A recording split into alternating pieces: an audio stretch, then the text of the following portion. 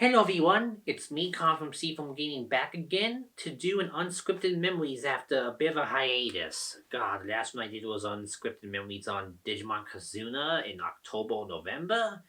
It's been that long because I was prepping for a new season. I got new season started, and then I'm working on a super huge episode still about my favorite games of the 2010s, which is still in development. I have to get all sorts of footage made myself and edit it all. It's a very big undertaking for a top 10, so I hope you understand, because afterwards I'm trying to pump out videos more often. And before this, you may have seen a Patreon update video that talks about my new Patreon tiers and like structure to make it more easy support and just make it more clear, so that you can get super early access if I make something that's out ultra early, or you can get normal early access if I make stuff like a day or two before it's supposed to go live, or a week before it goes live. But anyways, that's beside the point. It's been a while, and I need to just talk about a topic, because I feel I kind of like even though Unscripted Memories used to be my summer break series, I don't mind now and then going into unscripted territory again. If I want to talk about something like a movie or TV show, like the Pokemon Anime retrospective I'm still working on, or another show I don't want to show much of due to copyright. But in some cases, like today, I can easily plan out stuff like I would in the Tone Memories episode, but scripting it is just a hard part, or something I don't want to really do, so we'll just mostly do it unscripted, and that's today's subject. So earlier this week, as I'm filming this, the week of the... Oh god, I didn't flip my calendar over. The week of the 8th, I believe. Yeah, this is the 9th or 10th. It's the 9th. Okay, so that this week, I went to Wisconsin for not my vacation cabin, that's in Minnesota. But I just went to Wisconsin to visit a relative, and, we hung out and stuff. It's been a while because of the pandemic, and I got my first shot, and everyone else was fully vaccinated, so I was able to go tag along. So I was nervous, but it went out very well. Everything is good, I'm feeling fine. I kept safe, masked up, all that stuff, which is really great. So in general, I had a good time with the trip overall. Though there were some bummers, kind of in general, like this cool retro game store I always visited was just closed. It said online they were open and no one would answer the phone, and I'm kind of concerned. I hope they're okay. I hope they didn't go out of business. And then I went to this record shop that I thought would be super cool because online my aunt found it, and it looks like they had lots of old video game albums and stuff. But then they had markup, which is normal for retro, game stores or even music stores have a bit of markup from online prices. But these markups were like $20 more than what I'd get online if I bought shipping and handling through the MSRP or even on eBay. If you have higher prices than eBay reseller prices, that's kind of a very bad thing in my opinion. So that record shop didn't work out well, and they also had lots of bootleg game records, which is pretty not cool in my opinion if you want to collect good game records from like legitimate labels. And then they had a bunch of games, retro games too, but some of it was bootlegs as well, like Pokemon games and stuff. But then I did find a good King of Fighters 98 in that lot, which was legitimate for the PS4, and I like a limited one, so I got that copy that way. It was less than the eBay asking price, which is kind of a miracle, so I took it because I need a good deal. But yeah, those 2 trips were kind of disappointing, so I just mostly did family time with my aunt, and I was, not happy and still knows that it's not normal, like not the normal way of life with the pandemic still going on. It was nice to, get out of my state for once in a while and just feel safer for the first time in ever. So that we still had a good time, it had lots of family fun and whatnot. But then when I was there, I did see one thing that made me want to give it a shot. There was an arcade. And I've been to arcades in Wisconsin before, mostly Dave & Buster's and small scale ones. The small scale ones are okay, but Dave & Buster's was horrendous. As a Scorechaser fan, coming face to face with all these redemption games was just terrifying. They are not arcade games, they are fake gambling games. So I really don't like Dave & Buster's, plus their food's bad. So I wanted to look for something more like the ones near my area. So I looked and I saw this place called the Garcade that was in Menominee Falls, which is north of my area in Wisconsin, my aunt's in, and I decided with her, if she was okay with it, to go on a trip there. She was willing to let me do that, thank you, aunt. And we went to the Garcade. And thus, I decided that it would be kind of fun if I made unscripted memories on my experience there, and maybe some arcade thoughts in general for how this business can improve, how arcades in general can improve, my thoughts on arcades in general. Just like I did with that OhanaCon unscripted memories from the regional championships several years ago. Because those aren't happening anymore. So might as well go and talk about something I had fun doing in Wisconsin on my trip anyway, which is this arcade. There were some ups and some very, very bad downs, but overall that was a pretty interesting place and I would go back again. So let's get into the Garcade in Menominee Falls, Wisconsin. So, I don't know when the Garcade opened. I assume it was a few years ago because I saw some records from 2017 on there.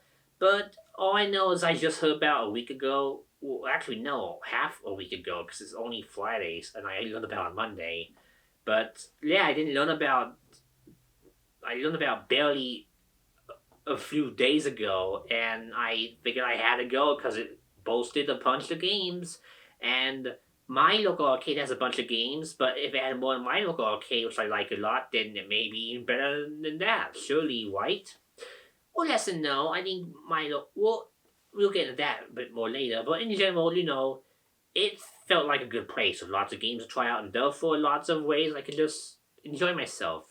Even better, as soon as you walk in, they told me that it was $15 to just buy for the day and get a wristband, and then they just keep you in eyes view for the rest of the day as you play arcade games and whatnot.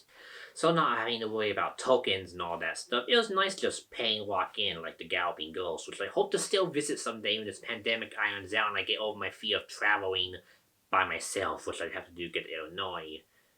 So once I was in, I walked around and I used my video camera to film a nice tour of the place, which I'm going to upload separately, I think maybe a day or so after you see this unscripted memories, because I thought about doing clips of this in the video, but I figured I'd just do the screenshots I took in the video instead, because the tour just needs to be its own thing.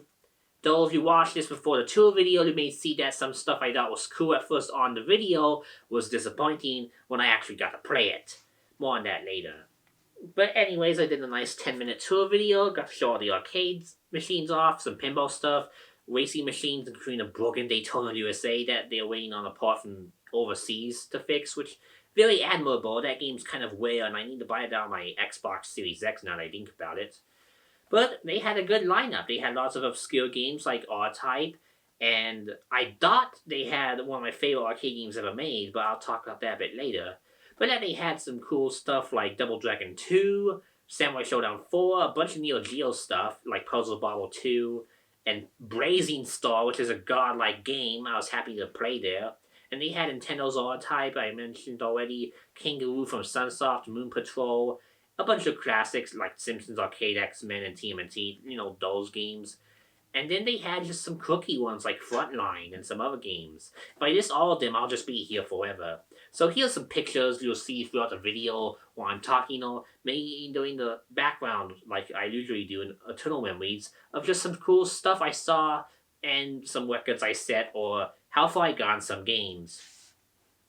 So the first game I played was Samurai Showdown 4, which I enjoyed a lot in the Samurai Showdown Neo Geo collection last year.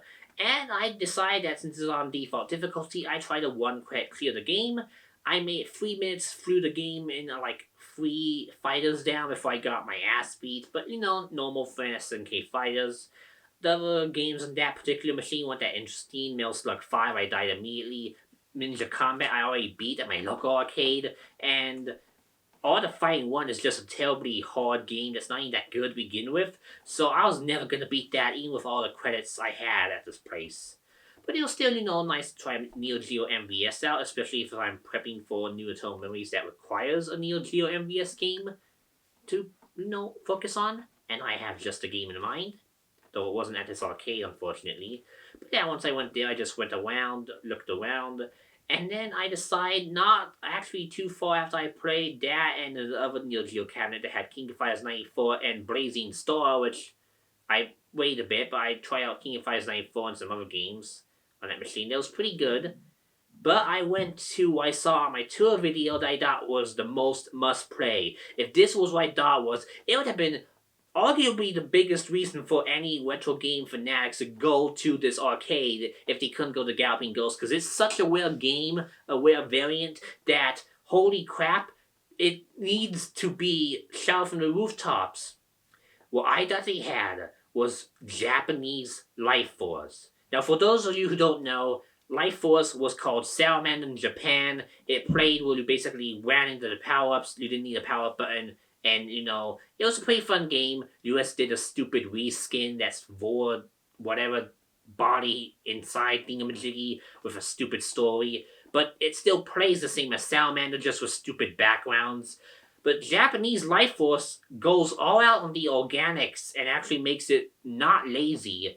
And the backgrounds are cool. The power-up system's from Gradius, and even gives the second ship its own unique power-up supply, which is really cool. It's not the same traditional Gradius one, but shuffled around. So it's kind of an easy mode to get powered up easier, but can't speed up as easily.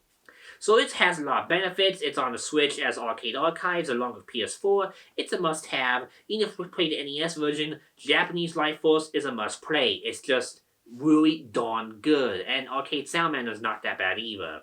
So when I saw the Japanese Life Force background, the title screen, and the demo that showed off the ships flying and the power-up system, I was like, holy crap, they got Japanese Life Force here. Now as in the US cabinet, I know it's a legitimate one because I've seen pictures of them online and even people do teardowns of them. So the cabinet itself looked legitimate. It had the buttons, the nice joysticks, the cool art, all that stuff, but it was the US one with the 2 buttons. Now if you know Japanese Life Force, that'll be a red flag. Keep that in your mind. So as soon as I was able to get to that part of the arcade, I rushed my way down there. I hit the free play button and insert a quarter into the second player side because better power system. I hit start and was crushed like a brick was thrown at my balls because of so much wrong with this machine. Like, holy crap, it almost killed my mood for the entire stay. Like, I'll get into why later, but like, holy crap. So first off, the sound is horrendous. Like, I know I said I'm not gonna put much clips into this episode, but I have to show this for reference. Just look at this clip of Japanese Life Force being played by me. Crushing disappointment, guys. They forgot to put the power button here. And the sound hardware is bad. Oh god.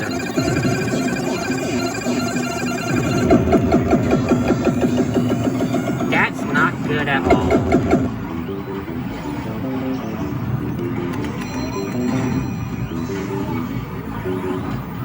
Like, just listen to this.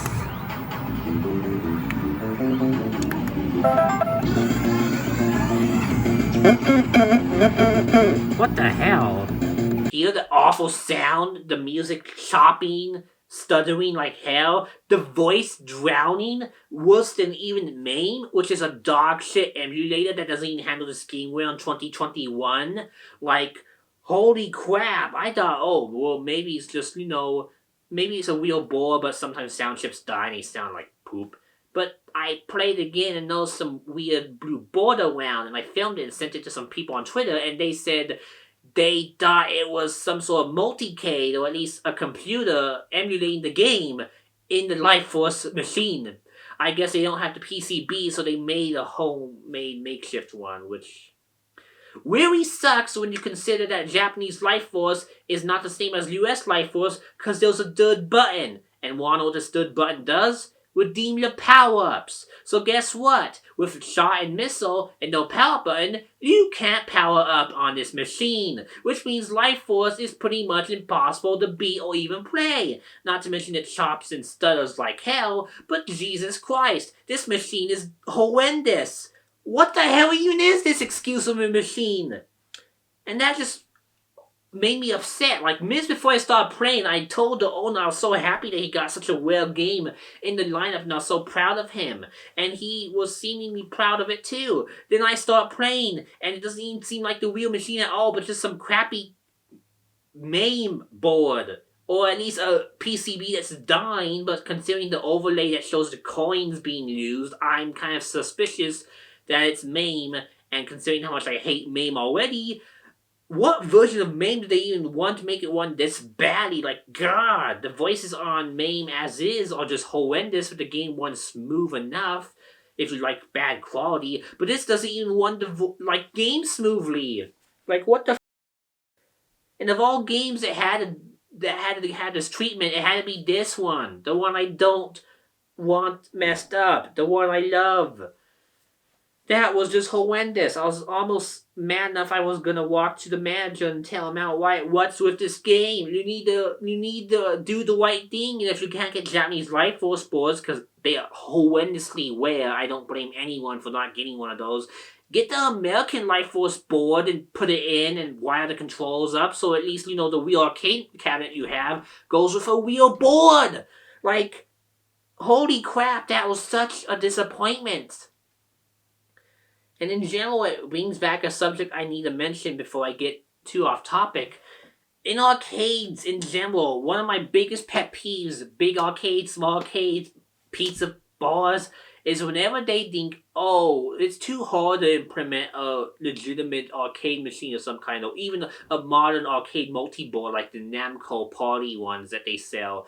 Let's just do a multicade that we just stuff main ROMs into, make 12 pages of games on. No! Those are dog shit arcades that won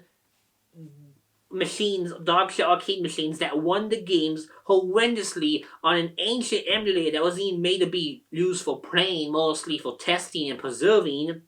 And they just won like poop. No game runs properly. It's all terrible. Most of the time, if it has a bunch of buttons and the machine's so basic, it doesn't even have all the buttons to play the game. So if you have a specific game that uses 6 buttons and you only have a 3-button multicade, you can't even play it. So what's the point of these shitty machines? So in general, I get really pissed when I go to an arcade or restaurant and ask they have arcade games. They say, oh yeah, we have lots of arcade games. And it's just this one crappy multicade in the corner that no one plays because it's terrible. And I'm like, that's a disgrace to arcade gamers and just the arcade industry in general, in my opinion. Like, I really hate it. And it's not like multicades in general are bad, they just have to be well made. Namco made a terrific one with a bunch of their Namco games, I think 18 of them, that you can buy directly from them, that runs the games perfectly in their own, porting system. It's legitimate license and it works. That's a great multicade. Licensed multicades aren't bad. Just these bootleg knockoff ones from overseas that are just poorly made for a quick buck to fill a spot in the building is just depressing. Thankfully, as much as I hate what they did to Life Force and probably stuffed the main board in there, I was a placeholder because they couldn't get the real Japanese board. I'm gonna share this with the guy on Facebook, and I hope he didn't quit out the video after watching this. But heart to heart, I love the rest of the place. I loved a lot of machines. You got some real machines that I really enjoyed playing. But in the future, please get legit PCBs, even if they can't be the original version. Like, let's say you have a US game, but the US version is super rare. It's okay to put a Japanese PCB in a US machine, in my opinion. Just don't put a bootleg one or use a main emulator, for the love of God. Just don't. So after that disappointment, I think I went to the bathroom, and afterwards I decided to try some other games, see how they fared, and thankfully I had no problems with all the other machines there. They all worked fine, they all were legit PCBs, none of them were really bootlegs. The only things I can really say were kind of similar to the Japanese Life Force situation was that Double Dragon 2 was in a Double Dragon 1 machine, but they play almost the exact same, so I don't think that's a negative. In fact, I believe Double Dragon 1 machines were converted into Double Dragon 2 machines back in the day, so it's not even out of the ordinary. Needless to say, Life Force soured me, but I went on to the other machines I want to try, and I ended up trying another Konami game I like a lot, Tutankhamun. I probably mispronounced that to hell and back, but I loved it on my Konami DS compilation, and I played the Wii arcade machine. I died in minutes, but it's still super fun. I really do want to go back to some arcade and play it more in depth to get a high score on it. Speaking of high score, this place has a cool little not really feature, a lot of arcades do this, but they have their own personal top record on the top of above the arcade machine. And if you get a picture of the real high score and it's higher than that, you can take it to the manager who will be nice enough to put your name on in its place. I saw high scores as recently as the week before that were on there, and I tried desperately to try and get a high score on some game I was good at there. Though unfortunately, there wasn't any games there I could say I'm good at except for Arcade Contra, which I'll talk about in a bit. But I did try some other games. I tried Time Pilot, which I like on the arcade archives. Did pretty good, made it through not game loops, but 3 stages. I got a high score I was pretty proud of. Though of course it's not the highest score because it resets every day. Well, one of the problems I had with the arcade isn't the arcade's fault, it's just the pandemic. When I was in arcades, one of the best parts was just going to machines that people would play on and trying to beat their high scores. You know, the professionals don't come every day, but you see other people just like me that just want to try a game out and see how far they get. And if a bunch of people do that and you have a bunch of very high scores, beating those is fun. Being the champion, not so fun if they kick your ass like in tournaments for me, but it's still fun to go after them if you're good at a game a lot. If there's a magical drop free machine, I'll definitely go after the biggest world record at the arcade that I'm at, because why not? I'm very, very good at magical drop free.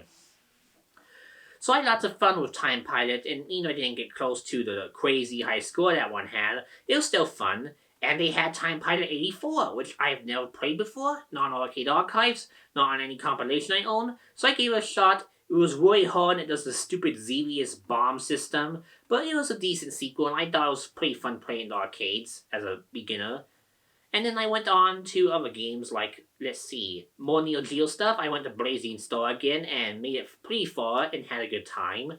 I didn't get a high score because the high scores did save that one and they were crazy. But it was still a great game and I love Blazing Star. In fact, I really do want to do Eternal Memories on it because it's just one of my favorite Neo Geo shooters ever made. And to see it in person and play it was epic. Meanwhile, I walked around a bit more and then I saw more gems like Commando, Capcom Classic, one of my favorite Capcom arcade games from the early days. It was just perfection. Game ran perfectly. The colors were vibrant. Controls were perfect. It was properly maintained and it was a great machine. I can't stress enough how great it was to play Commando. Now, the high score was still crazy, but I had fun getting to almost the top of the local leaderboards for that one. So I think that was a good win in my opinion. Commando's great. And in Contra, I played it a bit late in the day, but I decided to try my best to clear Contra with the limited credits it gives you, around 4 I believe. So I popped in 4 credits, tried to play Contra in default settings, and I did make it to the final stage, which I'm pretty proud of. As you may remember from my Eternal Memories, I did pretty good at Contra and memorized a lot of it, but most of that comes from the fact that on all versions I had, there's a rapid fire, and while this doesn't really make a difference outside boss battles, which mostly are fine, in the final stage you have these tanks that are a pain in the ass to defeat, and since I couldn't mash fast enough, they killed me, and that's what caused my continues to run dry. Those darn tanks.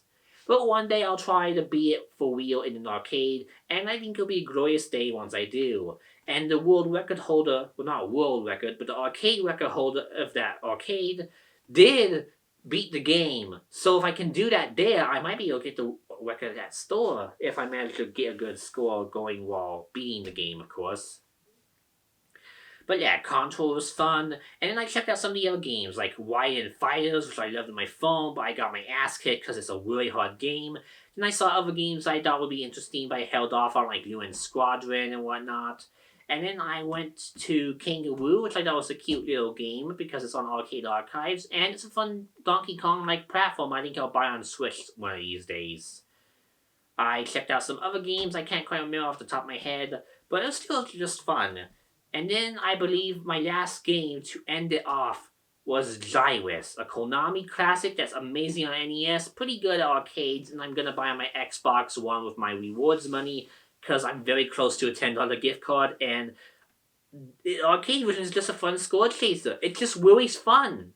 NES is a good one too, but if you just want to sit down and play some nice arcade shooting action, then Gyrus is a good game. And that arcade cabinet has a fun little window that just looks cool, and it's a fun joy to see whenever it's in an arcade. Of course, there's many other games I saw that I wanted to play, but I couldn't because I didn't have time or I forgot about them. I really want to play R-Type because R-Type Final 2 is coming out this month, but I forgot about R-Type somehow because I was excited about Life Force, only to be disappointed by it. So I ended up forgetting, and when I was about to head home with my grandparents, I was like, oh crap, I didn't get to play R-Type, and they made me go anyway, so maybe next time I'll play R-Type. If it was R-Type Leo, though, I would have played that instantly, because that game's never been ported, and it's epic. But of course, arcade games are just one portion of the arcade. They did also have a Multicade, which I was really disgusted by, but it's in the corner. I don't think anyone really cares for it. But yeah, you heard my views on the Multicades earlier. At least it's not too close to the wheel machines, which is really good, because I think if it's close to wheel machines... My big problem with Multicades and, emulated stuff into arcade shells is that if a kid plays it and thinks the game sucks because of all the glitches the main has, or the buttons not working, or just no buttons compatible with the arcade setup at all, then they'll think the game itself sucks, and they probably won't like the game at all because they'll get a bad impression. Same with hypergame consoles and all those bad third-party NES clones that make NES games sound and play bad. Like, kids who play those will think NES is terrible because they played a bad console. I don't want to see people do that for the arcade experience, so that's why arcades that strive on authenticity is what I like to see. And for the most part, Garcade did a pretty damn good job, save for just those two instances. That Multicade that's in the corner, and that Life Force that needs a real US PCB badly. Like, please order one, I beg of you. Or if you find a Japanese one, that's even better. But, you probably have to add a new button if you buy a Japanese one because you need a power button. So just buy a US Life Force, for the love of God. It just will help so much.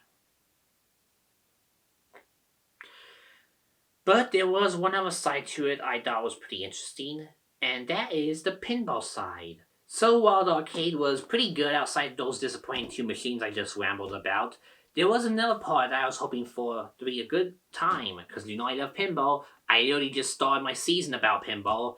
They had a pinball assortment pinball machines, I don't know what you call them. And they did have some classics. They had Terminator 2, they had a bunch of Williams and Gottlieb stuff. But in general, I was more disappointed with this. And it wasn't because the machines were badly maintained. No, they were greatly maintained. It's just my personal preferences. So it's nothing on the arcade owner at all. It's not their fault. In fact, they did a pretty good job for the demographic that comes in, I believe. And they showed off the ancient kind I really loved, the Gottlieb and even Williams electromechanical, I think they call it. Those weird funny tables that have these scoreboards. I'll show some pictures of them. They had those. I had the most fun with those. I just enjoyed them to death. They're so fun to hear the cling clangs, ring ding dongs. It's still funny and just enjoyable to do. And then I played some Gottlieb tables, like this one I've never seen before that I was pretty bad at. And of course Terminator 2. But they had lots of Stern tables, and I've never mentioned this on camera before, but Stern tables nowadays, I feel, have a problem with being too flashy. So many whamps, so many fancy effects on this video that's full color. It just feels weird and unnatural to me as a pinball fanatic. And I know I'm 23 and I'm complaining about pinball tables feeling too new, but these are really flashy tables, really fancy, and I feel that kind of overdoes it at points. That's just me, though. I was hoping they'd have a Street Fighter 2 pinball table because I did see it on their Facebook page, but I guess they rotated it out because it wasn't there. And the Space Invaders pinball I was hoping to play was out of order. I can't blame them. They go out of order all the time, all these pinball machines. They're kind of, mechanically focused. So they'll break down or wear a lot or have weird flipper problems. It's the nature of an arcade. So I can't really get mad at them because they do the best they can, and overall they did a good job. All the machines, besides those two I mentioned, were well maintained. They were fun to play. They were enjoyable. The feed was good. No tokens was amazing. The buttons were in good condition, outside being worn from over the years. And overall, I can't say I had problems with the lineup. A lot of safe picks. They had some obscure ones too. And if they fix stuff like the Life Force cabinet and make it the real thing, and they add some cool niche stuff like, let me think of some fun games. Magical Drop 3 for Neo Geo, that'd be a good one. Or Magical Drop 1, even better. Super Booger Time would be fun too. And what else? maybe some Japanese imports that'd be cool, like Toki Densho Angel Eyes from Tecmo, and maybe, ooh, what's this? Side Battler from Jalco, or Sodam from Jalco, or Wadland from Jalco. We need more Jalco games. I didn't see many Jalco games there. I was kind of disappointed about that. But they are kind of niche, I get that. So in general, that does it for my thoughts on Wisconsin's Garcade. I was very upset, like, big time about what Life Force was and the Multicade. But Multicade you can ignore, and I'm sure the big majority of the wheel machines there, the Multicade probably doesn't get that much use unless it's like something that you can't get, like Professor Pac-Man. Like, no one's gonna find a Professor Pac-Man machine. I guess I can see why in that case, but the wheel machines were great. Life Force was my favorite game of all time, one of my favorite arcade games of all time. So it crushes me that it was so horrendous at that place. But besides that, the Garcade was a really fun place, and I would like if they had some food to chomp on. My local one has amazing pizza, and they don't have it. They have Domino's next door, so whatever. They had nice water though. I like the water bottles, and they had a good West area. But in general, if you're in Wisconsin and can get to Menominee Falls, I do recommend you try the Garcade for yourself. It was a fun vacation stop. I say it was worth it, and I wouldn't necessarily go from Iowa to that place just to visit it. I do think that if you are on Wisconsin for other means and you pop by, you should check it out because it's worth the time, and I think the business probably does need more support. It was the part I didn't like, as I mentioned, not having people to play high scores with, was that I was lonely, and by that I mean it was literally me for most of the time, besides this one guy who came in later. So it was just lonely. It was nice having an arcade myself, but not having people to compete high scores with is kind of sad. Though I can understand why, because, the pandemic, I don't want to get sick, so it worked out for the best. But yeah, that'll do it for this unscripted memories. I wambled a lot like I tend to do, but it was a fun wamble. It's just about this cool place I visited. I hope I showed you all sorts of pictures and stuff that make you think about either going or maybe watching my tour video when it comes out sometime soonish, and you'll see it in the card, I hope, around here. So yeah, take care and be safe, everyone, and bye!